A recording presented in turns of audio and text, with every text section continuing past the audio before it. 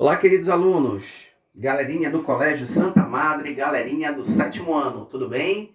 Saudades de vocês, professor Ribamar Costa, vindo aqui trabalhar contigo, temas super importantes, temas que estão lá no teu livro de Geografia do Araribá do 7º ano. Prazer estar aqui contigo mais uma vez.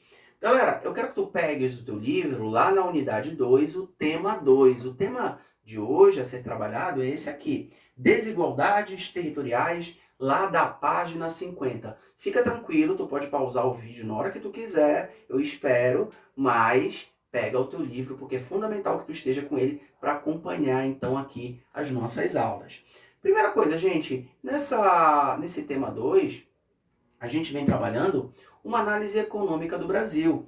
E a gente sabe que quando a gente faz essa análise econômica e social do território brasileiro, é muito importante que o governo, né, faça essa análise da população, principalmente se baseando em dados estatísticos. Por quê? Porque assim o governo ele vai entender, né, as reais necessidades da população brasileira. Isso só se dá através dos indicadores sociais. O governo só vai saber o problema que a sociedade tem se ele fazer análise desses indicadores. Quem é que cria, quem é que faz o levantamento desses dados estatísticos, né? Desses indicadores sociais? É o Instituto Brasileiro de Geografia e Estatística, que é o IBGE.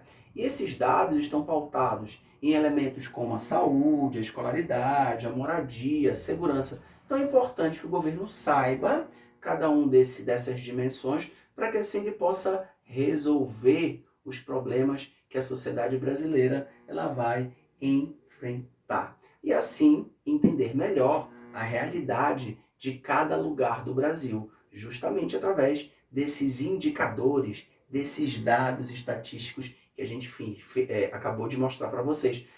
Promovendo, então, com que ele possa, né, desenvolver políticas eficientes, como a gente já falou anteriormente. Galera, um dos primeiros dados estatísticos, indicadores sociais que nós temos é a renda per capita, né? É a renda por indivíduo. Como é que é dada essa renda? Olha, a gente tem que entender que a renda per capita é o seguinte, seria a divisão de um outro indicador social pela população total daquele país. Por exemplo, a gente tem um indicador chamado de PIB, Produto Interno Bruto. É a soma de todas as riquezas do país.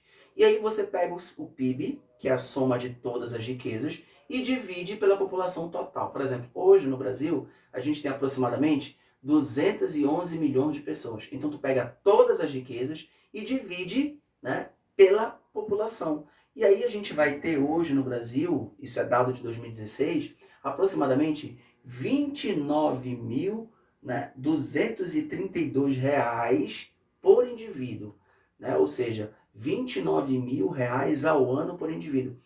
Isso aí seria então a renda per capita do brasileiro.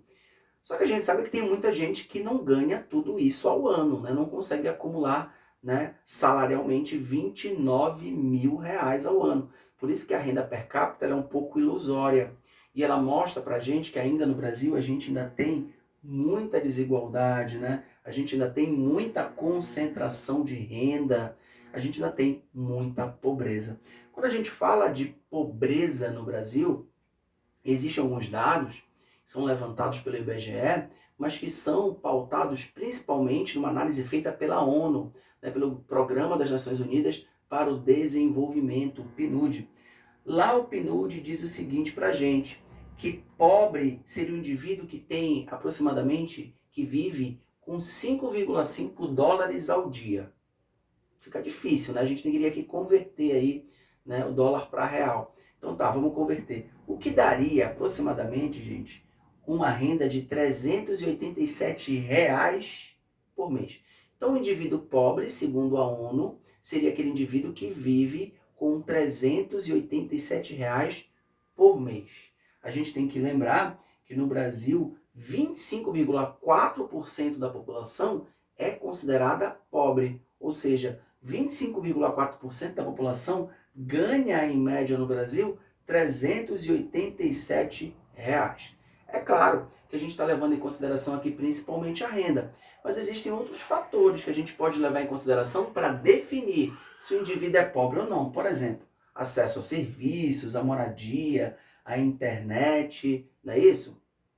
A gente sabe que nas últimas décadas, nos últimos anos, a gente vem tendo uma redução da pobreza no Brasil. Isso se deu principalmente devido a alguns programas de inclusão e também de transferência de renda. Agora, é claro, a gente ainda não conseguiu erradicar a pobreza do Brasil. O Brasil ainda é um país extremamente pobre. Um dos fatores muito importantes no desenvolvimento econômico e social é o que a gente está fazendo agora aqui, gente. É uma tentativa, então, de promover a educação. A gente sabe que uma população que tem um nível de educação mais elevada tende a viver mais, tende a ter acesso a melhores empregos, tende a viver melhor, né? Hoje, aproximadamente no Brasil, 11,8 milhões de brasileiros são analfabetos. E aproximadamente 20 milhões de brasileiros conseguiram concluir o ensino médio. Esses são dados que estão no teu livro e são dados do IBGE de 2016.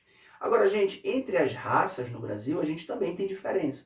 Por exemplo, entre negros e pardos, aproximadamente 8,8% dessa população conseguiu atingir o nível superior, enquanto que entre os brancos, aproximadamente 22,2% consegue atingir o nível superior. Então também existe uma desigualdade entre as raças.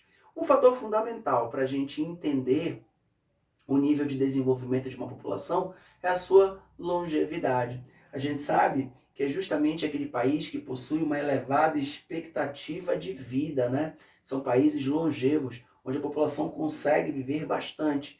São pessoas que têm mais acesso à saúde, à educação, à moradia, portanto acabam vivendo mais. No Brasil, a gente tem, né, nos últimos anos, um aumento dessa longevidade, assim como também uma forte redução da mortalidade, galera, como a gente vê aqui no gráfico, tá vendo? Ó, de 90 para 2000, para 2012, a gente teve uma forte redução da mortalidade, sobretudo mortalidade infantil. Então a gente vem tendo redução da mortalidade no Brasil e aumento dessa longevidade. Inclusive a gente viu isso na nossa última aula. O que leva então a um aumento dessa expectativa de vida. Olha, um dos elementos, um dos indicadores mais completos que a gente tem é o IDH, que é o Índice de Desenvolvimento Humano, que mede então esse grau de desenvolvimento da população a partir de 3 dimensões. São elas a renda, a educação e a saúde. Então o IDH, que é formulado inclusive pela Organização das Nações Unidas, ele leva em consideração esses 3 fatores: renda, educação e saúde. Agora, gente, ele é medido numa escala que vai de 0 a 1.